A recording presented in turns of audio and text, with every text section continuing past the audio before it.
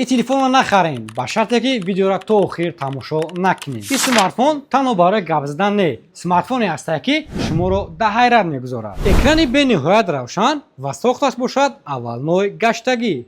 کامera 108 مگاپیکسل تلفن بسیار فونکسیون‌های عجایب دارد. دوایینوی کامera برای پیش خفا را یک باره کامera کردن و شابلون‌های تیار برای монтаж کردن ویدیوهای کوتاه. تلفن игровой و دارای 5000 میلی آمپر چارج باتریکا.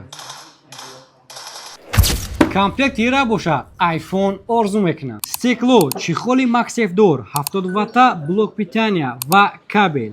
همه ای کامپلکتی تلفن میبره. نگفته نمونه Infinix Note 40 Pro безпроводной заряд میگیره. دیگه 21500 روبل نه. تو میتونی این مگزین ریالفون Infinix Note 40 Pro را با نرخ 18990 روبل خریداری کنی.